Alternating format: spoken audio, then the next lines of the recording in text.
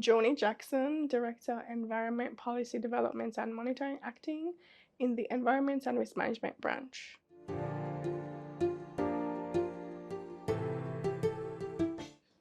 The Environment and Risk Management branch is responsible for the development of policies, legislation, and programs for effective environmental management. And we provide policy guidance to the Minister, the Executive Branch, and other statutory bodies, as well as carry out focal point responsibilities under a number of multilateral environmental agreements. The natural environment is critical to economic development, and this is identified in Vision 2030 as Goal 4 is Jamaica has a healthy natural environment. The natural environment provides a variety of goods and services, and it also provides functions such as mitigating floods, providing water resources, climate regulation, and also providing recreational spaces.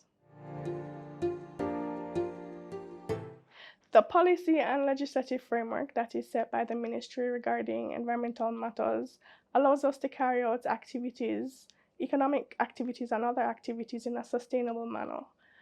And in so doing, we preserve our natural resources for future generations.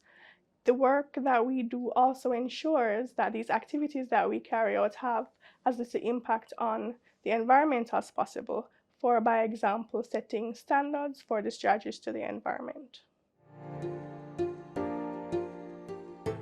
The ministry has been able to advance our policy agenda, and in the last 3 years, we have been able to have 3 policies approved: the biosafety policy for Jamaica, the updated climate change policy framework, and the emissions policy framework for Jamaica. In addition, we have a draft watersheds policy, which was approved as a green paper earlier this year. And in addition to advancing the policy agenda, we have declared 3 new protected areas under the Natural Resources Conservation Authority Act: the Cockpit Country Protected Area, the Petrokeys and Surrounding Waters Protected Area, and the Black River Landscape and Seascape.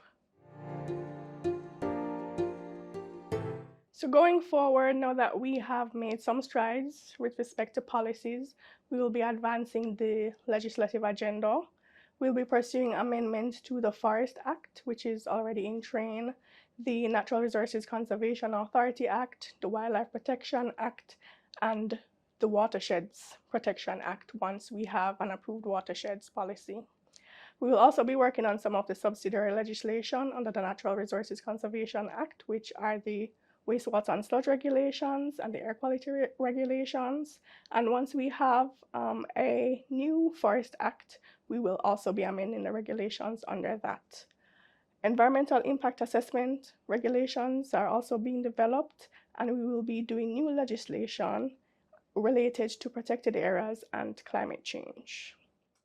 At the last meeting of the Convention on Biological Diversity, the Conference of the Parties in December 2022, a new global biodiversity framework was approved, the Kunming-Montreal Global Biodiversity Framework, and it sets new global targets related to biodiversity. As a party to the convention, we will also be developing new national targets to contribute to achieving those global targets, and we will also be updating our national biodiversity and strategy and action plan. The government of Jamaica, through the Ministry of Economic Growth and Job Creation, is protecting our natural resources, thereby creating a sustainable environment. Up next, our vision is to ensure that Jamaica is a place within which geospatial information